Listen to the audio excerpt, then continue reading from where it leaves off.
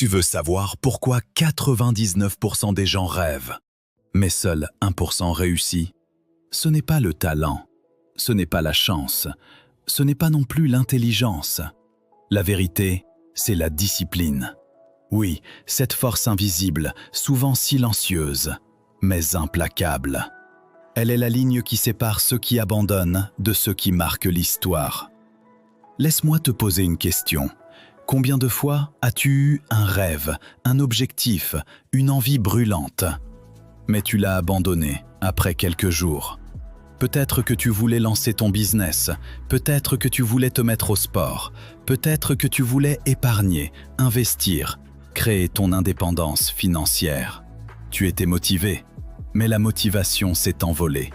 Et alors, tu as laissé tomber.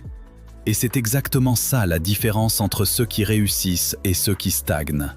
La discipline ne dépend pas de l'humeur, elle ne dépend pas de l'envie, elle ne dépend pas du « je me sens motivé aujourd'hui » ou pas. La discipline, c'est quand tu avances, même quand tu n'en as pas envie. Pense un instant aux champions du monde, aux entrepreneurs milliardaires, aux leaders qui marquent leur époque. Tu crois vraiment qu'ils sont motivés chaque matin? Non, mais ils sont disciplinés. La motivation t'ouvre la porte, la discipline t'empêche de la refermer. Aujourd'hui, je vais t'expliquer pourquoi la discipline est ce qui te fait sortir du lot. Et si tu restes avec moi jusqu'à la fin, tu vas comprendre que la discipline n'est pas une punition, mais une liberté. Oui, une liberté. La liberté d'être différent, la liberté de créer, la liberté de réussir là où les autres échouent. Alors accroche-toi. Parce que ce que je vais partager avec toi pourrait bien changer ta façon de voir ta vie entière. D'abord, la vérité sur la discipline. La plupart des gens rêvent de succès. Ils rêvent de richesse, de liberté, de reconnaissance, d'impact. Mais très peu acceptent la vérité inconfortable. Le succès n'est pas sexy. Le succès, c'est répétitif. Le succès, c'est monotone. Le succès, c'est la somme d'actions quotidiennes qui, prises isolément, semblent parfois ennuyeuses, mais qui, cumulées, créent des résultats extraordinaires. 1. La grande illusion. Croire que la motivation suffit. On nous vend partout le mythe de la motivation. Des vidéos inspirantes, des citations puissantes, des musiques qui font vibrer. Et oui, elles te donnent l'impression que tu peux tout conquérir. Mais la vérité, c'est que la motivation est comme une étincelle. Elle s'allume vite, mais elle s'éteint encore plus vite. Alors, que fais-tu quand la flamme s'éteint? Tu attends qu'elle revienne? Ou tu continues d'avancer même dans l'obscurité? Voilà la différence entre les masses et les leaders. Les masses attendent d'être motivées, les leaders agissent avec discipline. 2. La discipline, un muscle, pas une prison. Beaucoup voient la discipline comme une contrainte. Ils se disent « Ah non, je ne veux pas d'une vie rigide, je veux être libre, je veux faire ce que je veux quand je veux. » Mais laisse-moi te dire une chose, la vraie liberté naît de la discipline. Si tu es discipliné avec ton argent, tu es libre de voyager, d'investir, de créer ton indépendance. Si tu es discipliné avec ton corps, tu es libre de courir, de respirer, de vivre longtemps sans être prisonnier de la maladie. Si tu es discipliné avec ton temps, tu es libre de choisir tes projets, de bâtir tes rêves au lieu de courir après les urgences des autres. Tu comprends? La discipline n'est pas une prison. La discipline est une clé qui ouvre les portes de ta propre liberté. 3e, pourquoi la discipline fait peur? Ensuite, la deuxième partie. Pourquoi la discipline te fait sortir du lot? Si tu regardes autour de toi, tu verras une chose évidente. La majorité des gens abandonnent. Ils commencent un projet avec enthousiasme et, quelques jours plus tard, ils arrêtent. Ils s'inscrivent à la salle de sport et au bout de 2 semaines, la carte reste dans le portefeuille. Ils décident d'épargner et à la première tentation, ils craquent. La discipline est rare et c'est pour ça qu'elle fait toute la différence. 1. Dans le sport, la victoire des disciplinés. Regarde les champions. Cristiano Ronaldo par exemple. On pourrait croire qu'il est juste talentueux, mais la vérité, c'est qu'il est obsédé par sa discipline. Quand les autres joueurs terminent l'entraînement, lui reste plus longtemps. Quand les autres se reposent, lui s'entraîne encore. Quand les autres profitent, lui s'impose une rigueur alimentaire et physique stricte. Et résultat, il a brisé des records que personne ne croyait atteignables. Voilà pourquoi la discipline te fait sortir du lot, parce que tu fais ce que les autres ne veulent pas faire. 2. Dans les affaires, la constance qui écrase le talent. Dans le monde de l'entrepreneuriat, les idées ne manquent pas. Des millions de gens ont des bonnes idées, mais combien les exécutent? Combien s'y tiennent même quand les ventes ne viennent pas tout de suite? Très peu. Ceux qui réussissent ne sont pas forcément les plus intelligents, ce sont les plus disciplinés. Ils appellent leurs clients même quand ils n'en ont pas envie. Ils continuent de publier du contenu même quand les vues sont faibles. Ils respectent leur budget même quand la tentation est forte. Et au bout d'1 an, 2 ans, 5 ans, ils sortent du lot. Parce que la discipline, c'est l'accumulation de petites victoires quotidiennes qui créent une grande victoire finale. 3e, dans les finances, la patience des investisseurs. La discipline est aussi la clé des finances. Regarde l'investisseur moyen. Il veut s'enrichir vite. Il investit aujourd'hui et s'attend à des résultats demain. Mais l'investisseur discipliné sait attendre. Il sait investir régulièrement, petit à petit, sans paniquer quand le marché baisse, sans s'emballer quand le marché monte. Et c'est lui qui, après 10 ou 20 ans, devient libre financièrement. La discipline ici n'est pas spectaculaire, elle est silencieuse, mais elle est implacable. 4e, l'image de la minorité. Voici une vérité dure. Dans tout domaine, 95% des gens abandonnent en chemin. 5% persévèrent. Et parmi eux, seuls 1% sont vraiment disciplinés au point d'atteindre l'excellence. Et c'est ce 1% qui inspire, qui dirige, qui réussit.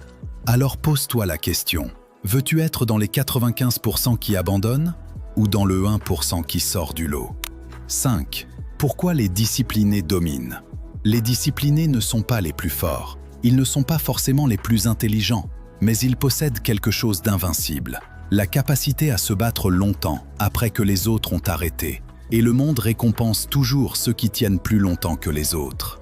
Le sportif discipliné finit champion, l'entrepreneur discipliné finit leader, l'investisseur discipliné finit libre.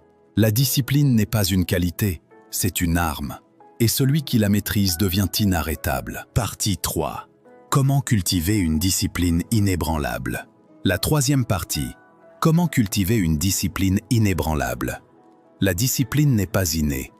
Personne ne naît discipliné. La discipline, ça se construit, ça se forge, ça s'entraîne comme un muscle. Et comme tout muscle, plus tu la travailles, plus elle devient forte. Alors, comment cultiver une discipline qui ne tremble pas, même quand tout en toi veut t'abandonner? 1. Avoir une vision claire. La première étape, c'est d'avoir une vision.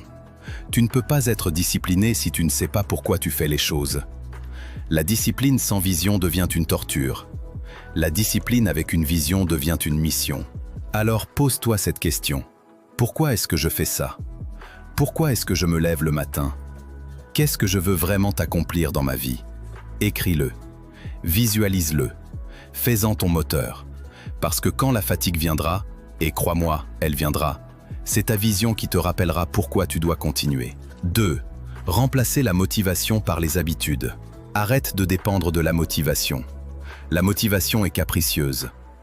Construis des habitudes qui rendent la discipline automatique. Tu veux lire 20 minutes par jour? Mets ton livre sur ton oreiller chaque matin. Comme ça, tu ne peux pas ignorer ta lecture avant de dormir. Tu veux épargner? Programme un virement automatique vers ton compte d'investissement. Comme ça, tu ne dépends plus de ta volonté du moment. Tu veux t'entraîner? Pose tes vêtements de sport la veille au soir, pour ne pas perdre de temps à décider le matin. Plus tu simplifies l'action, plus la discipline devient naturelle. 3e, commencer petit mais régulier. L'erreur que beaucoup font, c'est de vouloir tout changer d'un coup. Ils veulent lire 1 heure par jour, s'entraîner 2 heures, épargner 50% de leur salaire. Et au bout d'une semaine, ils craquent. La clé, c'est de commencer petit mais régulier. 10 minutes de sport chaque jour valent mieux que 2 heures une fois par semaine.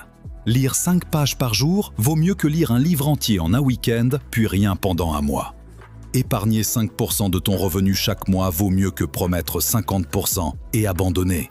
La régularité est plus forte que l'intensité, parce que la régularité construit l'identité.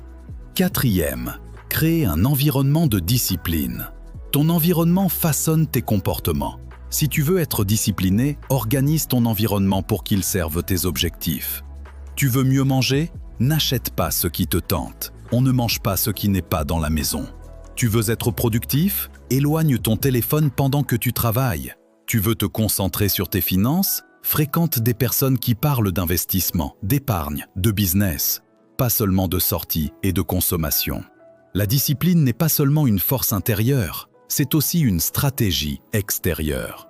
5e, accepter l'inconfort. Voilà le point le plus difficile. La discipline est inconfortable et beaucoup abandonnent parce qu'ils croient que cet inconfort est une preuve qu'ils ne sont pas faits pour ça. Faux, l'inconfort est la preuve que tu avances.